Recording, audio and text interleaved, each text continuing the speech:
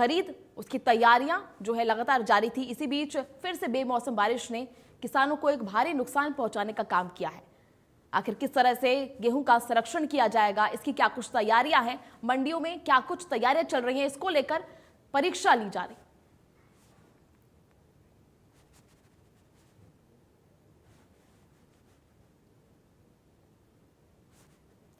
चलिए, वहीं ज्यादा जानकारी के लिए हमारे सहयोगी यमुनानगर से देवीदास शारदा इस वक्त हमारे साथ जुड़ चुके हैं। देवीदास जी, क्या कुछ जानकारी है, इस वक्त किस तरह की तैयारियां जो हैं वो चल रही थी कि बेमौसम की एक बार फिर बारिश आती है और सब कुछ पानी हो जाता है? क्या कुछ स्थिति बनी हुई है मंडियों में?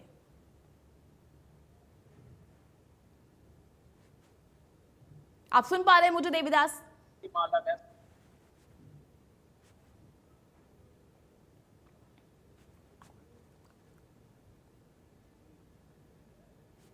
चलिए, वही ज्यादा जानकारी के लिए हमारे साथ हमारे सहयोगी कुलदीप इस वक्त हिसार से भी लाइव जुड़े हुए हैं। कुलदीप, मंडियों में क्या कुछ स्थिति बनी हुई है? गेहूं की बंपर आवक है, खरीद जारी थी, लगातार जो है अच्छी तरह से चल रहा था सब कुछ, फिर भी एक बार बीच में फिर से बेमौसम की बारिश आ जाती है और सब कुछ जो है उस पर पानी फिर जाता है। किस तरह की स्थिति? कुलदीप, अनम्यूट कीजिए अपने आप को।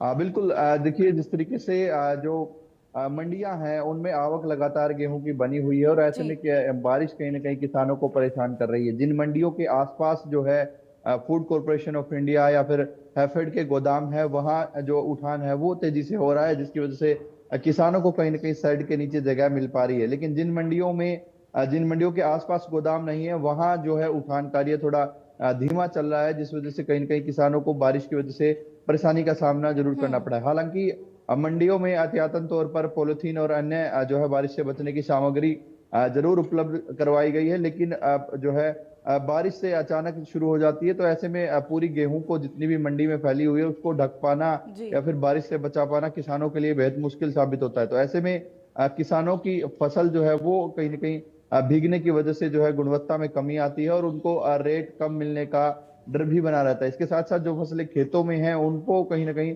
बड़ा भारी नुकसान किसानों को झेलना पड़ता है, क्योंकि जिस तरीके से अगर बारिश में वो गेहूं की फसल की बालियां हैं वो नीचे गिर जाती है और जैसे ही कंबाइन या फिर अन्य जो कोई कृषि यंत्र है वो गेहूं निकालने के लिए आता है, तो एक तो गेहूं देरी से निकलेगी क्योंकि गीली जमीन होने के कारण जो है जो संसाधन है वो धंसने का खतरा रहता है। इसके साथ साथ जो है मशीनों में फंसने की वजह से जो है गीली बालियां वो कहीं ना कहीं मशीनों का भी नुकसान होता है। तो ऐसे में किसानों को डबल मार झेलनी पड़ रही है। इसकी वजह से अगर बात की जाए तो इस तरह की बारिश की वजह से इस समय जो पर एकड़ जो उत्पादन है उस पर कहीं ना कहीं 2 से 3 मन का असर किसानों को पड़ता दिखाई दे रहा है। जी जी, लगातार कुलदीप, जिस तरह से प्रशासन दावे कर रहा था कि सारी तैयारियां जो है पूरी है, बार बार जायजा लिया जा रहा था, भाजपा नेताओं की तरफ से भी ये जायजा लिया जा रहा था, विपक्ष हालांकि इसको लेकर हमेशा प्रहार करता रहा है कि तैयारियां पूरी नहीं है, व्यवस्थाएं पूरी नहीं है, और प्रशासन का दावा कि एक तरह से फेल होता नजर आ रहा है। देखिए, इस पूरे मामले को लेकर 2 पहलू हैं। अगर मंडियों में जो जितनी व्यवस्था है अगर उसके हिसाब से लगातार गेहूं आती रहे और उठान होता रहे तो किसी की तरह की दिक्कत किसानों को नहीं आती। लेकिन जो है किसानों की फसल की आवक निश्चित नहीं है। एक दिन तो 200 किसान फसल लेकर मंडी में पहुंच जाते हैं और एक दिन 50 भी नहीं पहुंचते। तो ऐसे में कहीं ना कहीं जो है संतुलन नहीं बन पाता है, क्योंकि मंडी की कैपेसिटी है कि इतने जो है मीट्रिक टन गेहूं वो मंडी में स्टोर किया जा सकता है, वहां से उठान हो सकता है। लेकिन एकदम से अगर ज्यादा किसान वहां पर पहुंचते, क्योंकि बारिश को देखते हुए किसान भी सोचते हैं कि वो बारिश आने से पहले ही अपनी जो है गेहूं की फसल वो खेत से निकालकर मंडी तक पहुंचा देते। ऐसे तो में जब बारिश का मौसम बनता है तो अचानक से बेहद से किसान जो है मंडी में पहुंचते हैं, तो जिस तरीके से भीड़ किसानों की बढ़ती है और गेहूं की आवक भी बढ़ती है, तो जो मंडी की कैपेसिटी है उसके हिसाब से जो है वो व्यवस्था नहीं बन पाती। ऐसे में पॉलिथीन, तिरपाल आदि का प्रबंध तो जरूर किया गया है, लेकिन किसानों की फसल को देखते हुए वो नाकाफी है। चलिए ठीक है कुलदीप, आपके पास वापस आएंगे। इसी बीच हमारे साथ सहयोगी देवीदास इस वक्त हमारे साथ मौजूद है। देवीदास जी, क्या कुछ वहां जो है स्थितियां बनी हुई है, क्या कुछ तैयारियां हैं, क्या सब कुछ फेल होता नजर आ रहा है बेमौसम बारिश से?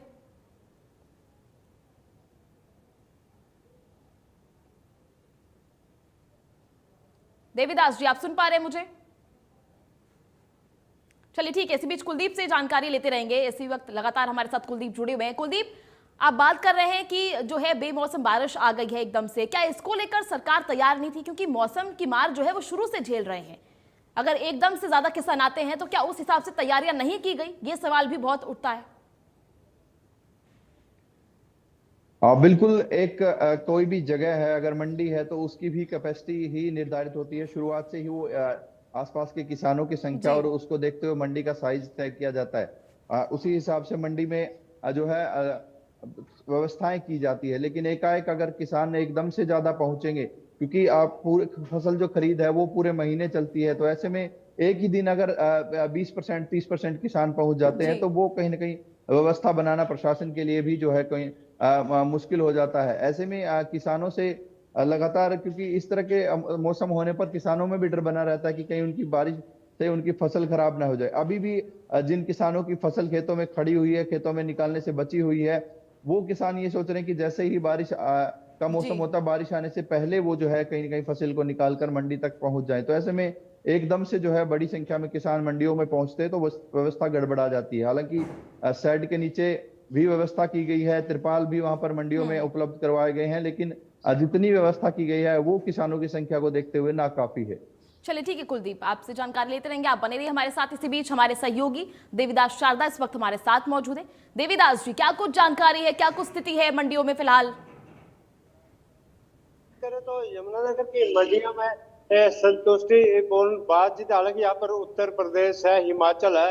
हालांकि जो बाहर की गेहूं आती है उसका जैसे ही प्रशासन को पता लगता है तो पकड़ा भी जाता है। अभी ये जो थाना रंजीतपुर था वहां पर एक उत्तर प्रदेश की जो गेहूं आ रही थी पकड़ गए थे। अभी मेरे साथी दिखाया गया, हम किस तरीके से गेट नंबर 1 के ऊपर खड़े हुए हैं। जो गेट नंबर 1 है, इस समय अभी कोई ट्राली नहीं, जो आने वाली जितनी भी ट्रालियां थी साथ के साथ गेट पास कटवा के जा चुकी। इसमें जो जी अनाज मंडी जगाधरी में जो किसान बायोमेट्रिक है वो यहाँ पर सत्यापन किया जाता है, जो गेट नंबर 1 के ऊपर। इसके अलावा जो और यहाँ पर जो प्रशासन ने बोर्ड भी लगाया हुआ कि किस तरीके से जो ई खरीद है, कितनी सान है, फसल मंडी मूल्य सब कुछ जो है अब खरीद ऐप पर है। जिस तरीके से इन्होंने ये बोर्ड लगाया, इसमें जो ये सरल प्रक्रिया है, क्योंकि पहले तो किसान विरोध जरूर कर रहे थे, लेकिन आस्ता आस्ता जब उन्हें पता लगा कि बायोमेट्रिक अच्छा है, और ये भी इनका कहना है कि जिस तरीके से ई खरीद शुरू हुई है, बायोमेट्रिक हुई, तो जो बाहर के राज्यों का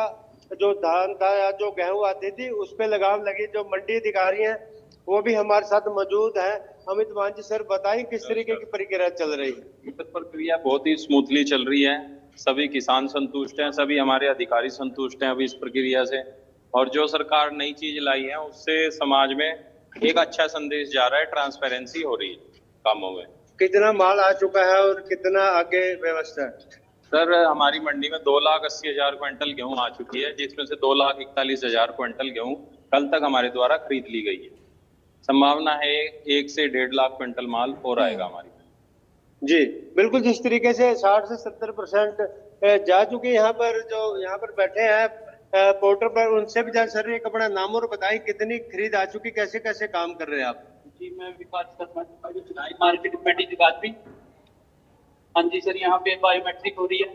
जैसे ट्रेली आती है पहले गेट पास करते हैं जिसका, उसके बाद बायोमेट्रिक होती है उनकी, तो गेट पास का काम पूरा होने के बाद उनकी पेमेंट आती है, वहाँ से गेहूँ बिक जाती है।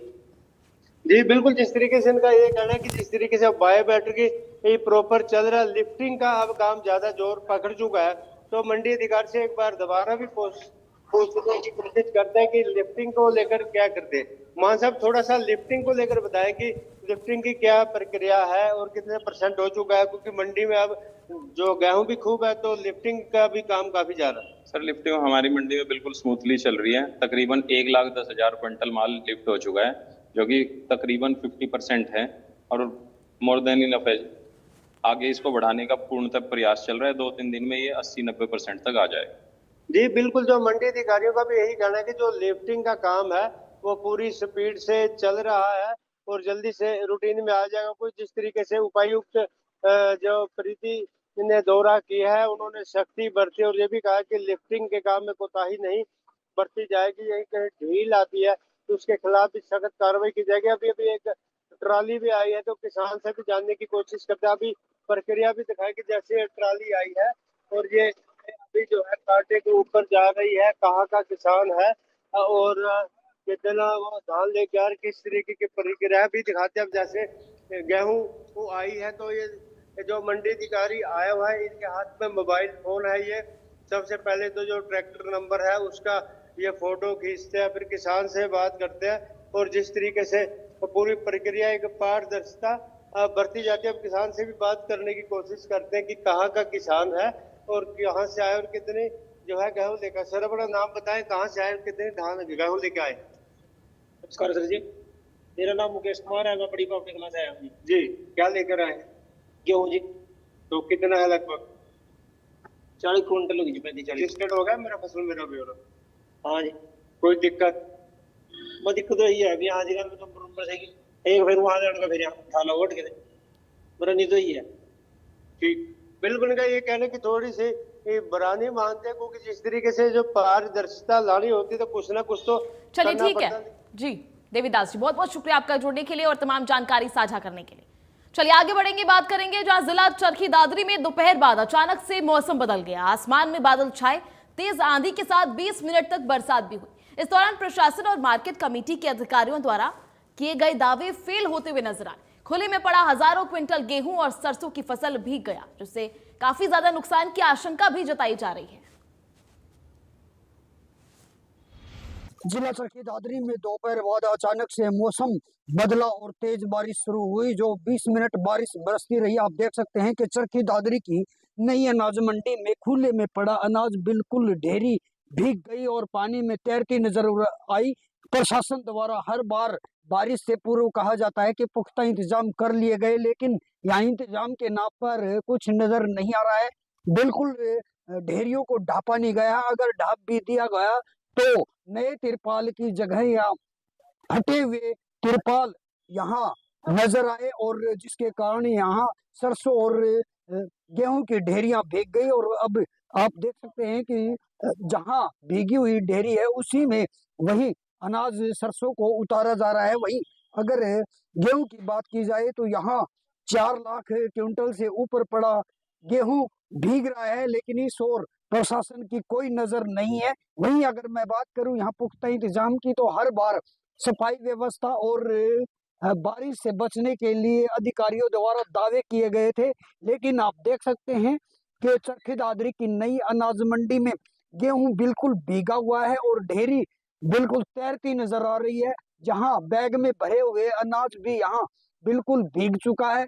अब ऐसे में इसका नुकसान कौन भुगतान करेगा, इसकी बात भी देखने वाली होगी। अधिकारियों द्वारा बार बार निर्देश देने के बावजूद भी आड़तियों द्वारा यहाँ कोई भी व्यवस्था नहीं की गई और खुले में पड़ा अनाज बिक गया। चरखी दादरी से इंडिया न्यूज के लिए सुरेंद्र शर्मा।